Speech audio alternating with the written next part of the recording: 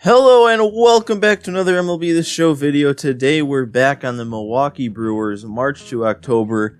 In the last episode, things were going really well. We got on a big winning streak, as you can see on the graph right there. Only 2 losses in probably our last 15 to 20 games. We've been just on fire. Our projected win count is all the way up to 102. We're 14 games up in the division with either exactly or just about 30 games to play. So I don't exactly know how the magic number thing works, but we're 14 games up with 30 games left to play. So the magic number thing might be like 16. I don't know. I don't want to say that for sure because I don't really know how it works. But if we can win this moment here against the Cubs, that would bring us even closer to clinching this division with only basically about a month to go. So with that being said, we're going to go right ahead and get into this key moment here. We're starting in the top of the 6th with a 2-1 deficit. So this is going to be a little bit longer of a moment here. The Brewers are one of the hotter teams in the league right now. And for more on that, let's check in with Heidi Watney. Matt, this team is rolling of late, and they want to keep it that way. We've seen before how a hot club becomes increasingly dangerous as they continue to reel off wins. Let's see if this runaway train will pick up even more steam by coming out on top again in this one. All right, thanks, Heidi. So I think that E number thing that they showed on the far right of those standings is the magic number, and I think the 16 was right. I think that's like how many games until elimination. That might be what that stands for. But it's raining in this game. I don't know if that really affects anything in game, but oh, he makes it. I didn't even think he was going to get to that, and then when he started diving, I was like, oh, it's just going to bounce off his glove like it usually does. But dang, who even was that? Was that Almora? Nice play. Nice play by Almora. Aguilar hits that one pretty well, but now it's not even going to get close. I thought off the bat that might be like on the warning track at least, but man, that wasn't even close. But Ryan Braun doesn't want this inning to be over. He gets that one down the right field line. That should be a double. Yeah, he's going to get in there easily with a 2-out double. So Ryan Braun trying to keep this inning alive. He wants to score now rather than later. And I strike out with Moustakas. That wasn't even like a really good pitch. I just swung too early. I don't know what happened there. But we got to go into the bottom of the 6th now, still down 2-1. Freddie Peralta is still out there in this game. He's been having a pretty solid season. I think he's like right there in terms of wins with Zach Davies. Zach Davies might still be leading the league actually in wins. But Peralta is up there in terms of that. I think his ERA is somewhere around 3.3-ish. And he's got a lot of strikeouts. He's up to over 200 strikeouts for sure. I don't know what exactly he's at, but he's having a pretty good year. And the umpires are getting together to talk to Craig Counsell. Oh, there's a rain delay. I was literally just about to say, I wonder, because I couldn't remember if they had rain delays or not, but I was just about to say, I wonder if there would be a rain delay, because I think I even saw there was like lightning in the sky while I was hitting, so I was wondering if that would come into a factor here. I should probably warm up a fresh arm. I mean, Freddie Peralta seemed to be pitching pretty well, gave up 2 runs, but we are already in the 6th. He only threw about 60 pitches, though, but we're deep enough into this game that we should probably warm someone up fresh. I guess they don't give us a choice who we want to warm up, unless maybe these guys were already in the pen and I just didn't change it. But I think I'm going to go with Claudio here. His ERA is down to under 3, so he's done pretty well when I don't use him.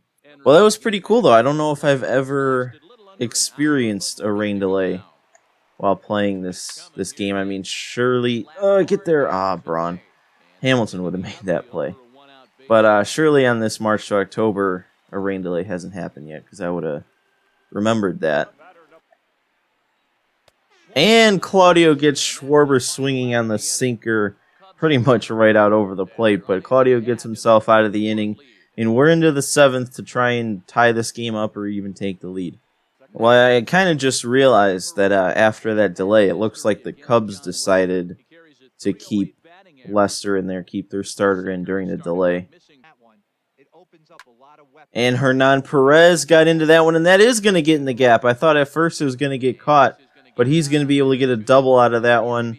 And Hernan Perez continues to light it up when I use him. I don't know. I might have to have him start over Moustakas. I don't know why I haven't thought of this yet, but Moustakas is still batting like in the low 200s. Perez, I think, is batting up near 270, and when I use him, he's just an animal. Well, Travis Shaw was on the bench for this game, but in this situation with a righty that just came into the game and a runner on second, Travis Shaw is going to pinch hit here. Hopefully he can work some magic and get that run home. And that one got away. I couldn't quite tell at first how far it was going to go, but Perez is going to move up to third anyway. So it looks like a ground ball, if it's not hit hard, should score him, and a fly ball should too. That's all you got to do, Shaw.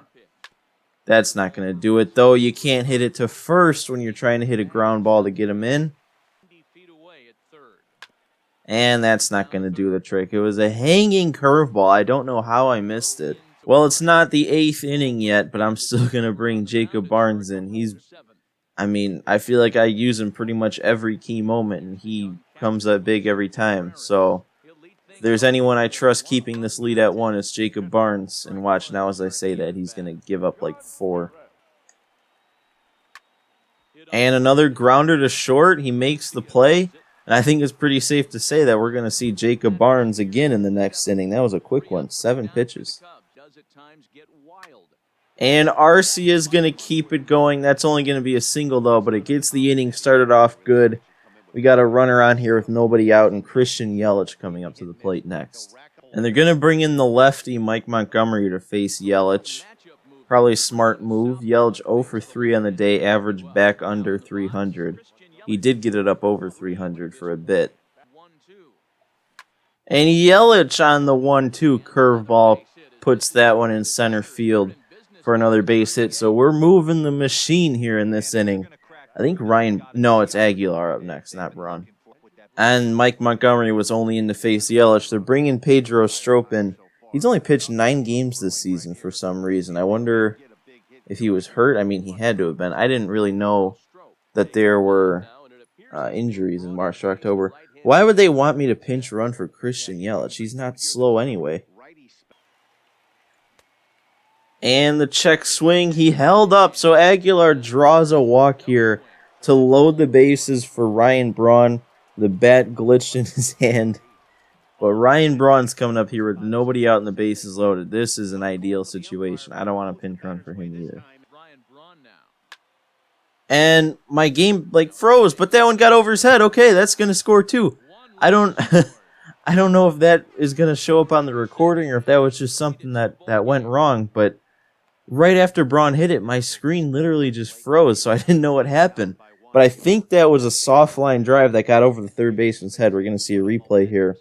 Yeah, that was a nice soft line drive that got over the third baseman's head. Yelich able to score as it was hit kind of in an awkward spot. And we take the lead 3-2 in the 8th inning off of Ryan Braun's 2 RBI single. And Moustakas crushes that one. That should be gone, and it is over that little scoreboard strip thing. And he gives us a big lead. It always seems to come in one inning. Like, whenever the offense goes crazy, it doesn't seem like it's over the course of multiple innings. It's just one inning. They decide, let's just put up 4, 5, 8 runs this inning. Call it a day. And Jacob Barnes freezes him with the fastball low, and that's going to be a strikeout for Barnes in the 8th, giving us a nice treat there with that shot. Another grounder out to Arcia. That's the 3rd since Jacob Barnes has come in that he's allowed, I guess, to Arcia. And the sinker away gets Rizzo chasing after a long at bat. So Jacob Barnes comes out of the pen and throws 2 scoreless innings. He's going to be in line for the win if we can hold off the Cubs in this one. We've got 1 inning to go. And Yelich is going to get another single through the third base shortstop hole. His average already got back up over 300, so that should push it up a little bit higher. And Moustakas pops that one up to center, so he's not going to be able to continue the run scoring in this one. And we're going to go into the bottom of the 9th with a 4-run lead. All we got to do is hold them off, and we take this game. You know, I'm thinking just leave Jacob Barnes in, man. 3 innings. Why not? 22 pitches. He seems to have a good amount of energy left. I'll just go ahead and leave Barnes in to finish this one off. I mean, if he gets into some trouble, I'll take him out. But I don't really see a need to take him out at this point. He's been really strong. And there's another strikeout. That's the 3rd of the day. And another strikeout from Barnes on the low and away sinker. And he can't strike out the side, but that should get caught by Yelich, and it does. So we finish off this moment. A nice, strong comeback win to keep our winning streak alive. And we got a lot of flame balls there. 5 flame balls for coming back in that one and keeping the streak going. Hopefully, those flame balls get used in the simulation and we can keep the win streak going as far as possible. And our flame ball is going to grow pretty big again after getting 5 in that last game. Hopefully, just keep using them. Yeah, there's some more. I like what I'm... No, we lost to the Cubs. And we lost to the Astros. Looks like we're going to get to play the Cubs in our next moment. So we couldn't keep that win streak going. We actually dropped 2 out of like 4 or 5 in that simulation. So a little bit of a stagnation there, but it's not slowing us down. We may have clinched. Did we clinch? No, not yet. Really close though. 17 games up in the division.